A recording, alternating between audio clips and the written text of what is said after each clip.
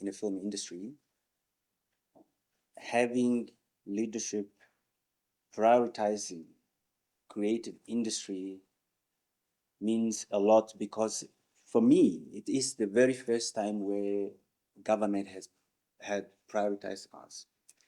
And that means for the very first time, we we feel seen, we feel recognized, and hopefully understood.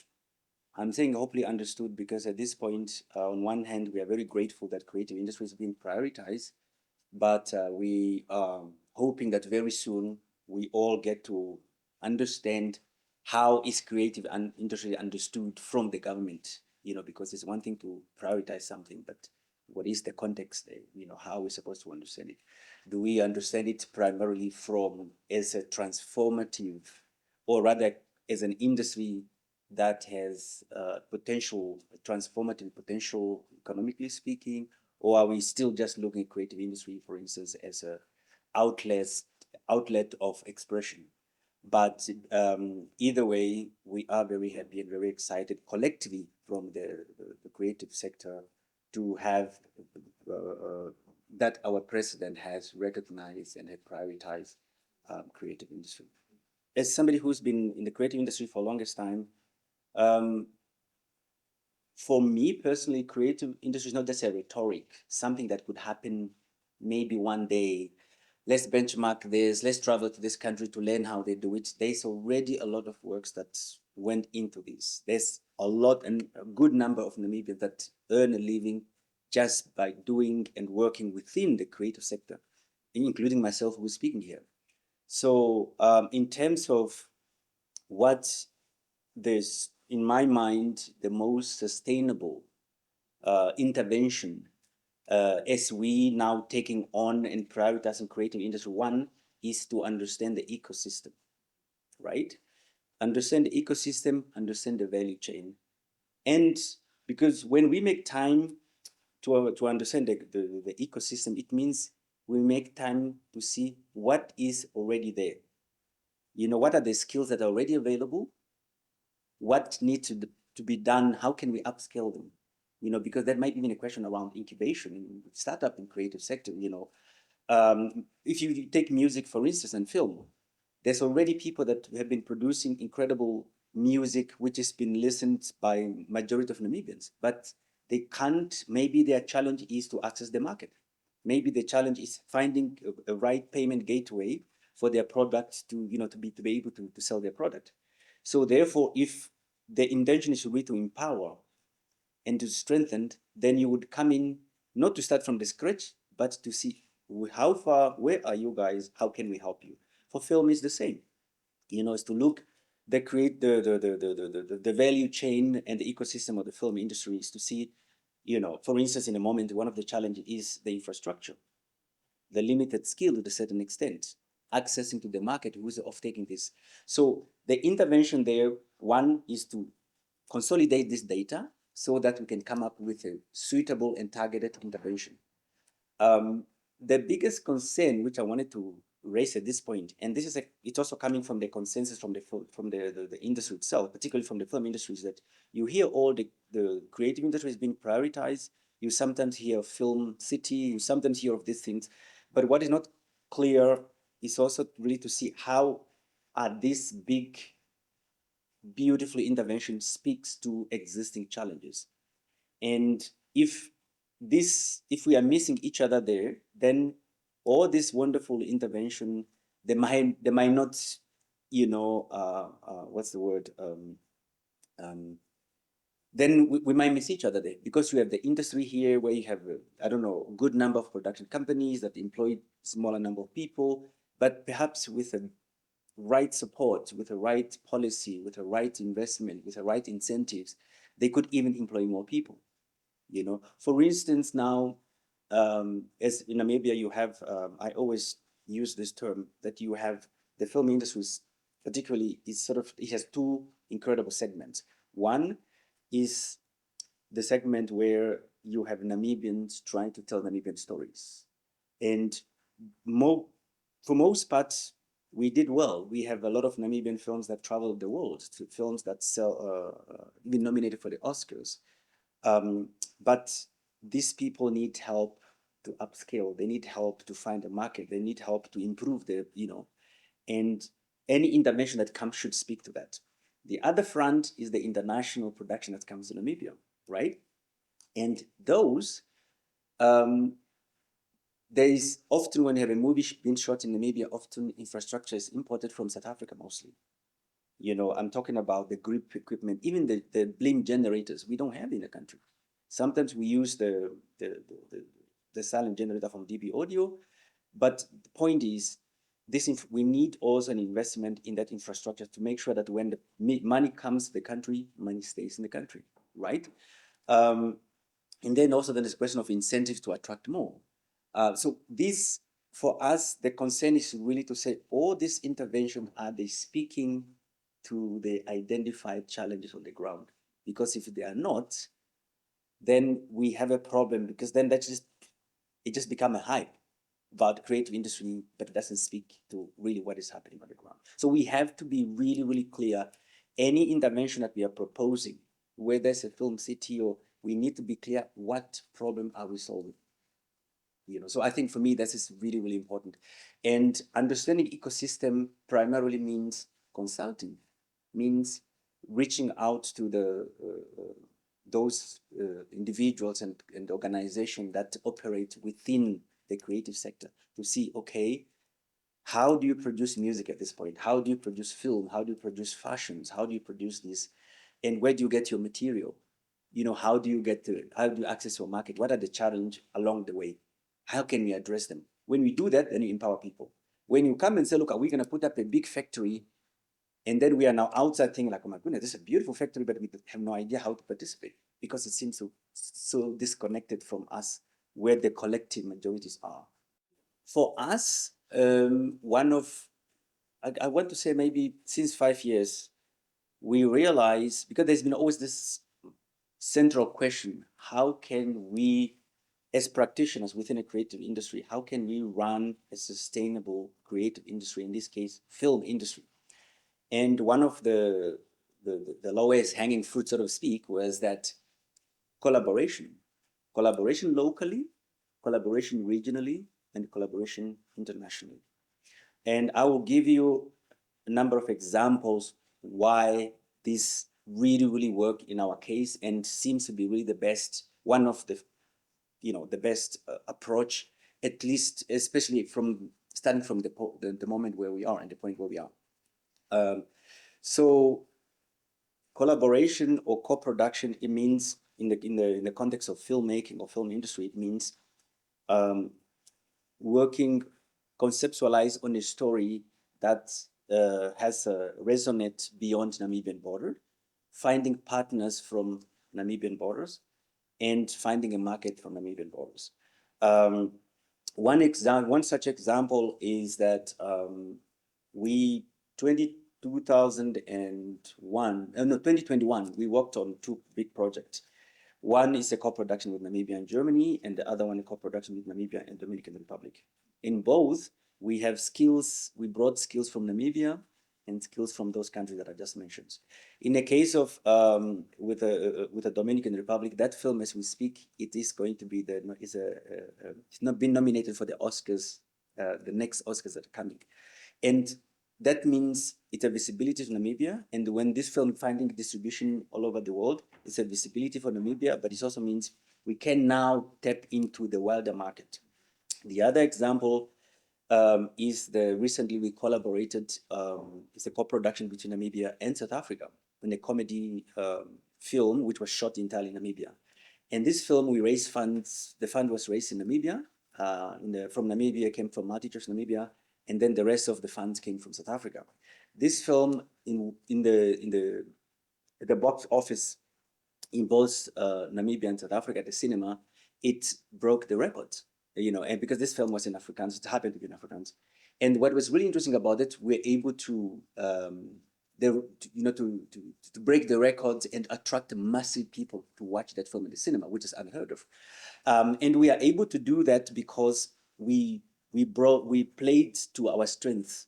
what the strength that we have, we work with the best people available locally, infrastructure available locally, and then where we don't, we bring people from South Africa in this case.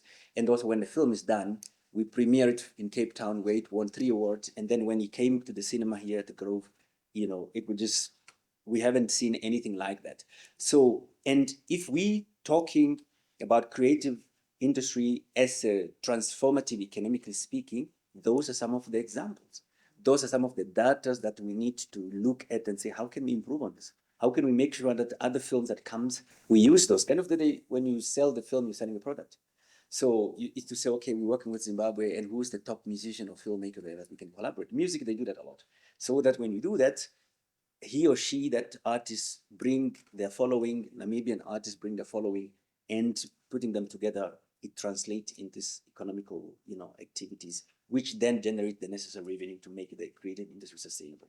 So those are the key elements when we say, um, um, uh, and the benefit of bringing two, you know, countries to work on one project. It's that's even more important, particularly because often we tend to always say, oh, Namibia is such a small population, which I could make many counter argument to that. But even now, starting with that, one of the solution would be then partner with somebody else. Yeah. And also that often we don't have massive funds available to finance project. You want to co-finance with somebody else, and then the benefit you can also then co-market and co-sell that product. So now we are at the Creative Industry in South Africa. By the way, welcome. And what happened? Basically, creative industry Africa, it's a, we like to look at this space as a maker space, sort of like an intersection where creatives come, where keepers of knowledge come, where trainers come, and also where researchers come. So at this space, it specifically was specifically established to monitor research and provide solutions, you know, when it comes to gaps within the value chain. What do we mean by that? So here at the Creative Industry Institute, we provide also space, production spaces, because what happened, any entrepreneurs, particularly within the creative industry, let's say you are working on a film, you often need the production office just for the period of the shoot. But the structure of rental in Windhoek, most, you'll find that most real estate won't be open to just give you rent out to you for that 1 month. They want you for 12 months. So this is the place where any creative who's working on a project is really coming plug and play kind of vibe, because you have open space offices with internet included, parking spaces, with the bathrooms, with, you know, so that's one of the stuff that we provide. Two, it's also a networking place that bring people from, because we encourage collaborations. So there's a lineup of different activities throughout the year that brings people from all over the world, and also people within the country. We did a project with a Keep of Knowledge, work on traditional dolls, which then can be translated into animations or audiobooks. That's one of the activities that's been happening here. Two, there's a project which is going to be launched soon, which is the very first Namibian props and costume warehouse. What that means is that you cannot, nobody, whether you theater or film or any creative, you cannot tell any Namibian cultural stories or historical stories without costumes or props from that particular world. You know, to give an example, if you want to make a film about Hendrik Witbooi, it means you have to create that world, you know, where Hendrik Witbooi used to live, what he used to wear, how he used to make how his house or how, you know, household was designed. And we need to have those access to those material. So what we are doing at Creative Industry Institute is also to really to facilitate, on one hand, to reach out across the country to see who are the surviving keepers of knowledge, how can we put them in contact with digital innovative people so that they can reproduce those stuff, to make it easy for people when they want to tell the story. You know, so this is some of the stuff that we're doing here. And two, which also something, again, in extension to that, recently we worked on a documentary, a historical documentary, and the biggest challenge was the access to the material that can help us to tell story of that time. So what we are doing here, we are also now partnering with the National Archive, we're partnering with the Museum Association of Namibia, we're partnering with the University of Namibia, we're partnering with NTB, and the idea is really like, how can we strengthen the production process within the creative sector, because this is very, very important. If I may add there, you would find that often, which maybe not necessarily strength in this case, both film and also particularly in music, the focus is often on the end product, which is an album, music album, or a film. But little time is spent on understanding and investing on the process. So now at the creative industry, we are really trying to understand every time an album is produced, what is the process? What are the economic activities that take place there? Because with that, we can then inform policymakers. We can also inform ourselves to make the right investment. When you make a film, like I said, you're gonna need actors, and those actors need to wear something. They need to have makeup, and people that do makeup, they need infrastructure, they need tools, they need makeup kits. You need cameras, you need what we call grip, infrastructure, where there's cranes and stuff like this. You need to, so all those things, who supply those? Because if we are not able to answer to that, then production process become very expensive, that a lot of people weren't able to produce content. When we understand them, it's easy to centralize, whether we call it a studio, film city, because then we understand the needs on the ground. So this is also one of the activities that we are really trying to do here, to say, look, how can we strengthen the ecosystem? How can we address gaps in the value chain?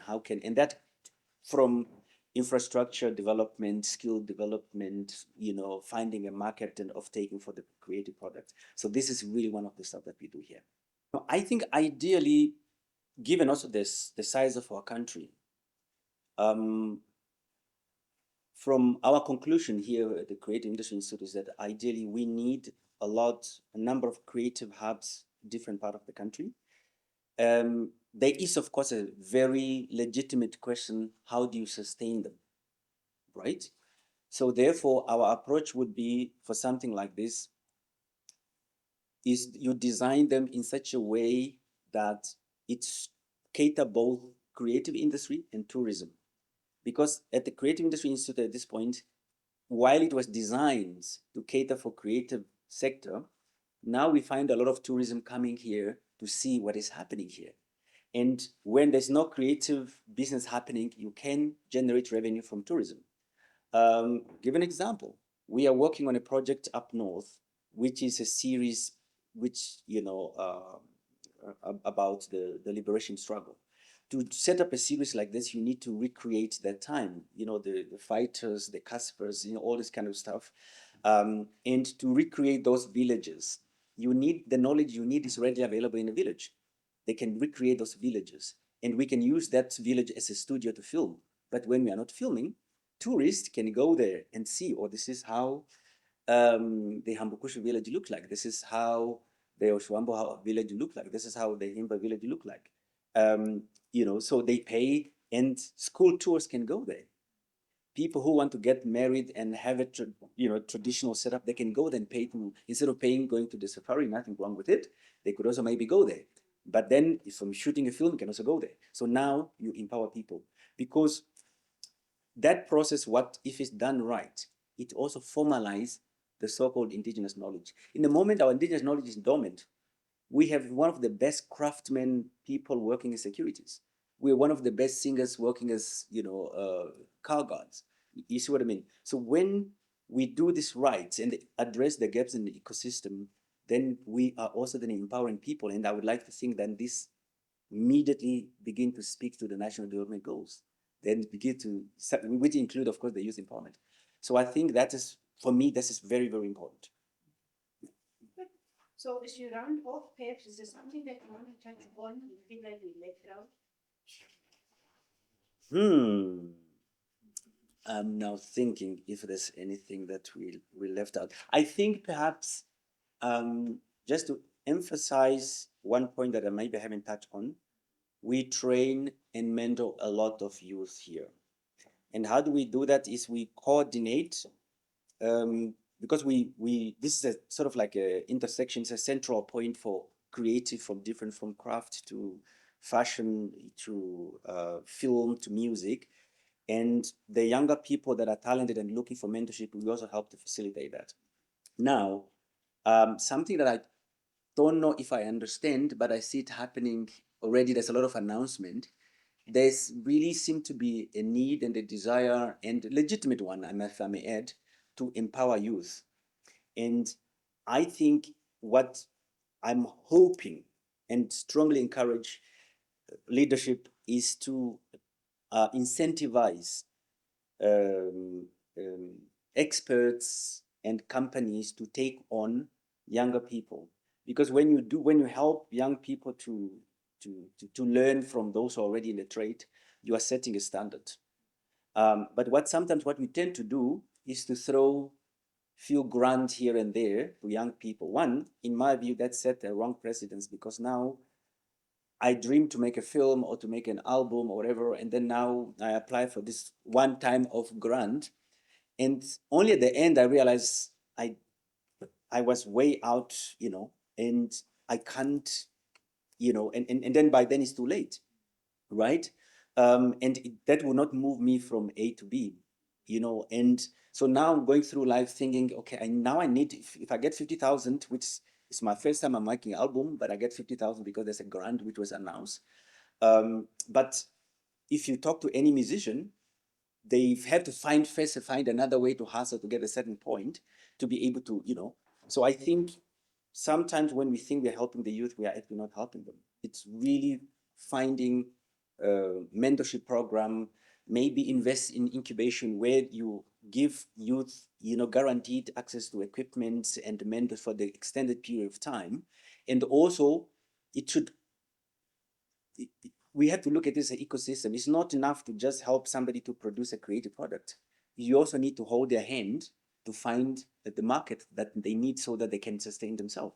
Otherwise, they're going back exactly where you found them. So I think this is just one point I would like to extend on that, to say, um, assuming there's a consensus that creative industry is one of the sectors that really can empower youth, because a lot of these youth, they're already talented in their own rights. They're talented dancer. All we need is just how can we help them to earn a living from dancing? They are talented singer. How can we help to earn? Their talented actors, their talented writers. So I think in that is a composition of, it's a combination of finding the right mentorship for them, providing them with access to the equipment necessary for them to really improve their craft, and most importantly, finding a market so that they can sustain themselves.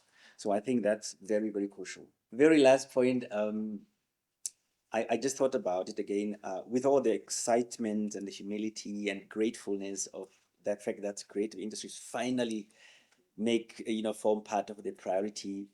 There's really, again, a question around, from the government side, who is responsible for like who, where do you go? Like for film, we in the moment we fall under Minister of Information and Communication Technology. You know, when people talking about creative investments or funds, how this going to be facilitated? Is it through the Ministry of Education? Is it through the MICT? Is it through the NIPDP? So I think it would be nice to have clarity on that, because in the moment also you get sometimes what appear to be random information. You hear, oh, there's this so much money to awards, creative industry, and then you're like, what is being awarded? Again, it's not coming from a place of not being grateful or anything. We just really genuinely, don't we first need to produce in order to award, for instance? And who's going to facilitate this? And how is that what is the sustainability of it? So it's really coming from a place of, on one hand, very thankful, but also really how do we ensure that whatever intervention we put in place, it is sustainable, it's solving an identified problems on the ground, and it's starting and building on has been already established. So I think that is very, very crucial. Otherwise, we will end up with just a hype, and everybody come, and then nothing happens there, and then we're exactly where we were.